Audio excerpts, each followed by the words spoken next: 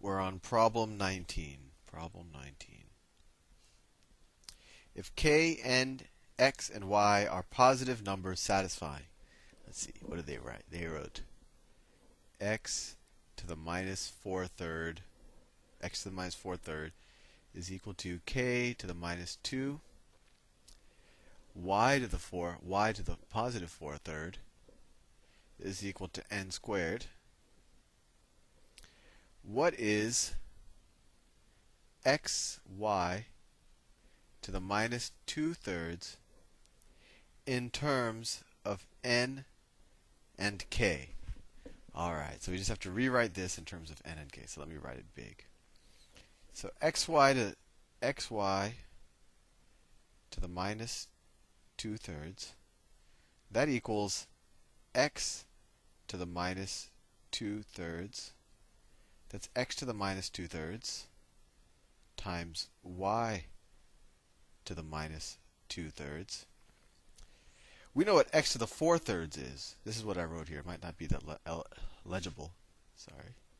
So this is a 4, right? We know what x to the minus 4/3 is. So can we rewrite this as, x to the minus 4/3 to something?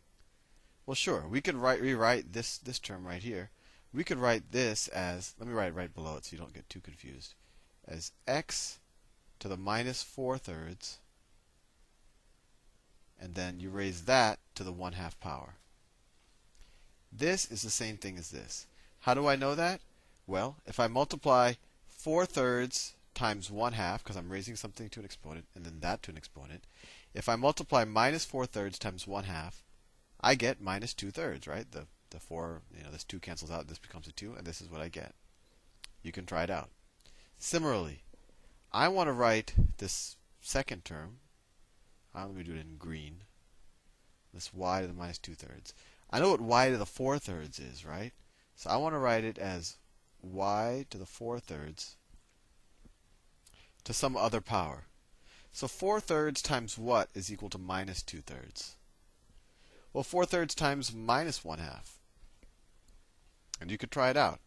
4/3 times minus 1/2 is equal to minus 2/3, right? You get positive times a negative equals a negative.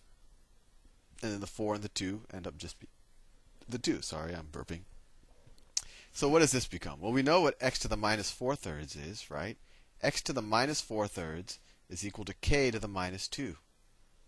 So that first term is equal to, this is equal to k, that's too dark. All right, k to the minus 2. And then we're raising that to the 1/2. Right, that's the same 1/2 right there. And then y to the 4/3. What's y to the 4/3? Well, that's n squared. That's n squared. And then that's, of course, the minus 1/2. And then we can multiply. What's minus 2 times 1/2? Well, it's just minus 1. So it's k to the minus 1. And that's what's 2 times minus 1/2. What's minus 1 again? So k to the minus 1, n to the minus 1. And that's the same thing as 1 over kn, or 1 over nk, which is choice A. And I just realized that there's actually an easier way to do that. We could have done it like this. We could have just said, let me erase this stuff, just because it's, I think, good for you to know the easier way instead of the way I just showed you how to do it. Let me erase all of this. I think we would have saved some steps that are more intuitive. Let me erase all of this. I just wanted to keep what I had written before. Erase, erase, erase. Okay, I think that's good enough. You could just ignore the stuff on the right. So we could have simplified these ahead of time.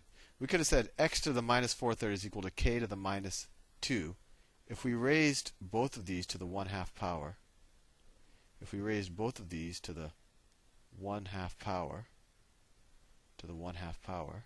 we would get what? Minus 4/3 times 1/2 is, we would have gotten x to the minus 2/3 is equal to, what's k? Negative 2 times 1/2. It's negative 1, right? It would have equal k to the negative 1. And similarly, if we had raised y to the 4/3 equals n squared, if we had raised both of those to the minus 1/2, if you do something on one side of the equation, you just have to do it on the other. Then you would have gotten y to the minus 2/3 is equal to n to the minus 1. And then this would have been really easy to solve. Xy to the minus 2/3 is the same thing as x to the minus 2/3 times y to the minus 2/3. X to the minus 2/3 is k to the minus 1. And y to the negative 2/3 is n to the minus 1. So it would have been k to the minus 1, n to the minus 1. And that's 1 over nk. Well, I guess in hindsight I could say this was easier, but the way we did it would have also worked, and you really don't know sometimes which one will be the shortcut when you do it the first time.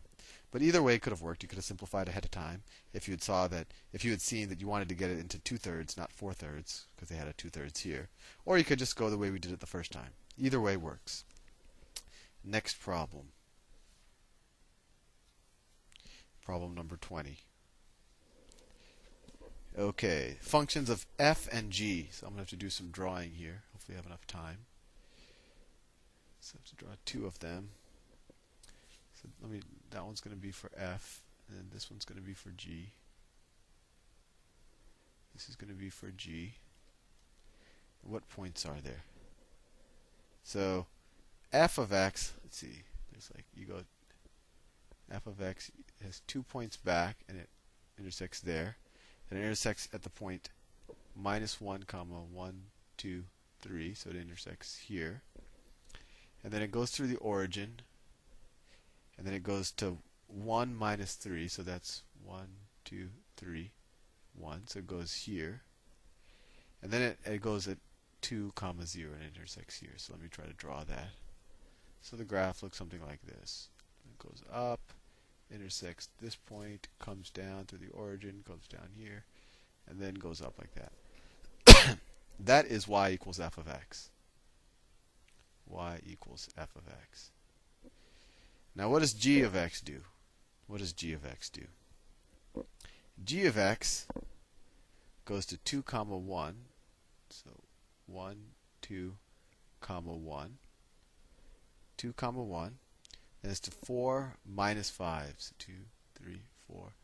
1, 2, 3, 4, 5. 4 minus 5. 4 minus 5. And then it goes back up. So it looks something like this. It goes down, comes up like that, goes back up like that. The figures above show the graphs of the functions f and g. The function f is defined by, so this one, f is f of x is equal to x to the third minus 4x. The function g of x is equal to f of x plus h plus k, where h and k are constants. What is the value of k? So essentially what they're saying is g of x is f of x shifted up or down by some value k, right? Because when you add a constant to a function, you're just moving it up or down by some value k. And when you add h, that means you're shifting it to the, let me make sure I get this right. So if it was x minus h, that means you're shifting it to the right by h. So x plus h means you're shifting it to the left. Shifting it to the left by h. By h. So k is the easy one, right? This point corresponds to this point. So how much did we shift down? This is the point negative 1, 3. And this is the point 2, 1. 2, 1. So we went from y equals 3 to y equals 1, right? So we shifted down by 2. So k is going to be minus 2. And similarly, you could do it with this point. So k is equal to minus 2. Now we have to figure out how much we shifted left or right. So similar, these are the corresponding points, because you can kind of look at them in the graph. So we went from minus 1 to positive 2. We went from minus 1 to positive 2. So we shifted to the right. We shifted to the right by 3. Right? And you could do the same thing with this point here at the bottom. We shifted to the right by 3.